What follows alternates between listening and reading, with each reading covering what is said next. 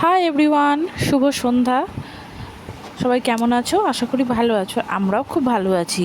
তো যাই হোক, আমি সন্ধ্যা বললাম, কিন্তু এটা সন্ধ্যা না রাত্রিরে আমি জানি না। তখন প্রায় 8:05-10 বাজে এরকম। আমি স্টেশনে বসেছিলাম, ট্রেন আসছিল না।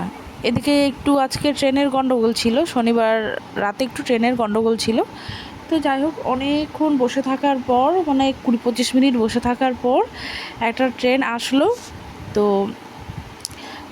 তারপর ওই ট্রেনে উঠে তারপর আমি বাড়ি আসলাম। এই টাইমটা ট্রেনটায় অতটা ভিড় থাকে না, মানে 8টার পর থেকেও অতটা ভিড় থাকে না, মানে খালিই থাকে মোটামুটি।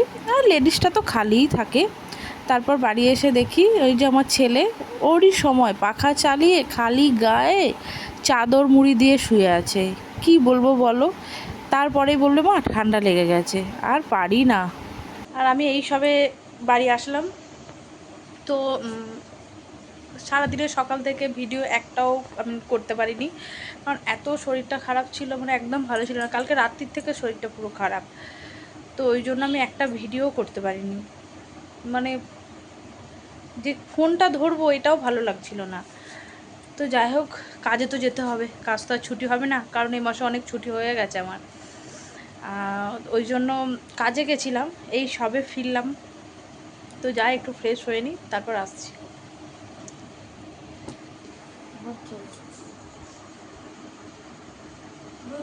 এখন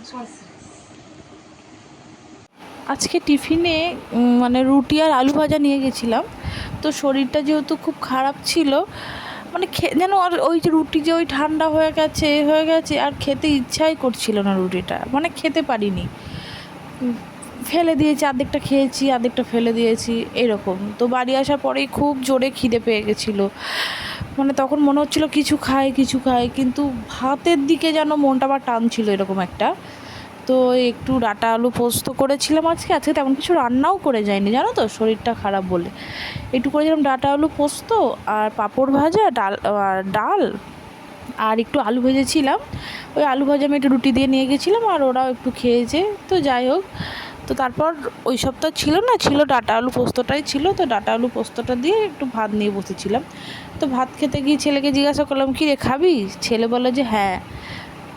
মানে মাদের এটাই হয় যে মারা যাই খাক না কেন, সেটা ভালোই হোক কি খারাপই হোক, মানে খাবার আগে একবার তার মানে সন্তানকে জিজ্ঞাসা করে যে কী রে বাবা, কি ছেলে হোক মেয়ে হোক একটু ভাত মানে খাবি, এরকম একটা প্রত্যেকটা মায়ের মধ্যে এটা হয়। আমার মাও এরকম করতো, দেখেছি, আমাদের কিছু খাওয়ার আগে আমাদের গালে আগে দিত। তো যাই হোক, ছেলেকে একবার বললাম খাবি, তো ছেলে বললো খাবো না বলছিল। তারপর জোর করে একবার দেওয়া হতে আবার পরে বলছে যে দাও। তো দেখো, তোমাদের সাথে গল্প করতে করতে আমার দেখো ভাত খাওয়া কমপ্লিট হয়ে গেল। ভীষণ জোরে খিদে পেয়েছিল গো, মানে আর পারছিলাম না। আর এদিকে ছেলেকে বলছি খাওয়া হয়ে গেছে, যে ছেলেকে বলছি টিভিটা বন্ধ কর, পড়তে বস। ওকে না একবার বললে ও কিচ্ছু শোনে না, জানো। ওকে মানে একটা কথা 100 বার বলতে হয়। তো যাই হোক, এখন এই একটু ছেলেকে নিয়ে পড়তে বসিয়েছিলাম। আমি যতক্ষণ না বসবো ছেলে ওই বসবে না, এরকম একটা ব্যাপার। ওই পড়বো এইরকম একটা, মানে 2 লাইন পড়ার পরে আবার একটু মন অন্যদিকে, কি একটু বাইরে বেরিয়ে গেল, এরকম করতে থাকে। ওর সামনেই বসে থাকলে ও পড়াটা ঠিকঠাকভাবে করে। তো পড়তে পড়তে মানে আমাকে পাশের বাড়ির দিদিটা বলল যে এরকম যে আমাদের পাশেই না একটা জায়গা, মানে একটা খোলা মাঠ আছে, ভাগাড়ে মাঠ বলে। তো ওখানে একটা মেলা হয়, জানো তো। তো প্রত্যেক বছর আমরা মেলাতে যাই। তো তার যাই তো তারপর মানে একদিন খাওয়ানো হয় ওখানে। তো এবছর না মানে মেলা অন্নপূর্ণা পুজো চলছে, রাস্তায় আসছি দেখছি, কিন্তু না মাথাতে নেই যে মেলা হচ্ছে। অন্য বছর না আমার ছেলেটাও বায়না করে যে মা একটু চলো না, মেলা নিয়ে যাও, চলো ছেলেটাকে নিয়ে একটু মেলা যায়, যেহেতু পাশেই, ছেলে একটু পয়সা নিয়ে মেলা থেকে ঘুরে আসে। তো এবার আর ওটা মাথাতেই ছিল না। তো এখন আমি শুনলাম পড়াতে যে আজকেই নাকি লাস্ট মেলা, আর মানে এবার মেলা তুলে দেবে। তো ছেলেকে বললাম যাবি? তো ছেলে বললো যে হ্যাঁ চলো মা। তো ওই জন্য আমার বরকেও জিজ্ঞাসা করলাম যে যাবে তুমি? তো বলছে তোমরা যাও, তারপরে আমি যাব। তো যেহেতু দেরি করে আমি বাড়ি আসি, তো দেরি করেই মেলা যাব বলে তাড়াতাড়ি উঠে একটু মুখ ফুক ধুয়ে নিচ্ছিলাম, বুঝেছো, মানে তাড়াতাড়ি মেলা যেতে হবে, ঘরে যে কাজটা ছিল এই কাজটা কমপ্লিট করে তারপর একটু মেলা যাব, সেটাকে একটু নিয়ে যাব এরকম। তো ওই জন্য রেডি হয়ে নিচ্ছিলাম। আর এদিকে দেখো আমি রেডি হচ্ছি, আর ছেলেকে বললাম আমি রেডি হ, ছেলে আমাদের কি করেছে, ওই রাস্তায় গিয়ে দাঁড়িয়ে আছে। আমি যেহেতু ঘরে খেলাটা বন্ধ করে দিয়েছি, পড়তে বসাচ্ছিলাম, ওই জন্য রাস্তায় গিয়ে মানে একটা ওর কাকা হবে, ওই কাকার ফোনে খেলা হচ্ছিল, ওখানে গিয়ে ওই দাঁড়িয়ে দাঁড়িয়ে খেলা দেখছে। কি বলবো বলো তো, মানে ছেলেটাকে নিয়ে পারি না গো, এত বদমাইশ আমার ছেলেটা। যাই হোক দেখো, ফ্রেশ হয়ে নিয়েছি, মুখ ফুক ধুয়ে নিয়েছি, তারপর একটু সাজুগুজু করে নিয়েছিলাম। সাজুগুজু মানে কি, আমি বেশি কিছু ব্যবহার করি না, ওই একটু ময়শ্চারাইজার নিই, একটু কাজল পরি, একটু টিপ। আর এখন তো আজকে তো মেলা যাব, আমি তো আগে জানতাম না মেলা যাব, তাহলে একটু শ্যাম্পু করতাম। আমি প্রায় 2-3 দিন হয়ে গেল, যেহেতু শরীরটা খুব খারাপ আর মাথাটা ভীষণ ব্যথা করছিল বলে 2-3 দিন হয়ে গেল মাথা ভর্তি তেল দিয়ে আমি বসে আছি। তো ওরকমভাবেই যেতে হবে, কিছু তো আর করার নেই, এত রাত্রিবেলা তো আমি আর শ্যাম্পু করতে পারি না না। তো যাই হোক, মোটামুটি আমি দেখো রেডি হয়ে নিয়েছি, মানে মুখে মেকআপ হয়ে গেছে। এরপর মানে ড্রেস দেখো, ড্রেসও পরে নিয়েছি, ছেলেকে ডাকলাম, ছেলেকে ডেকে ডেকে আনতে পারছি না, ওখানে গিয়ে আমি ছেলেকে ডেকে নিয়ে আসলাম, এবং ওখানে গিয়ে বকেছি, ওই জন্য ছেলে রাগ করেছে। আমি হয়েছি লাল পরি, আর আমার ছেলে হয়েছে নীল পরি, বলে নীল, নীল পরা মনে হয়, যাই হোক আমি জানি না কি বলে। তো আমি লাল পরেছি আর ছেলে পরেছে নীল। আর দেখো বেশ সুন্দর সাজিয়েছে, তাই না, দুটো সাইডে এরকম বেশ সুন্দর লাগছে। আর মানে যেতে যেতেই দেখছি দূর থেকে কিসের জন্য একটা লাইন।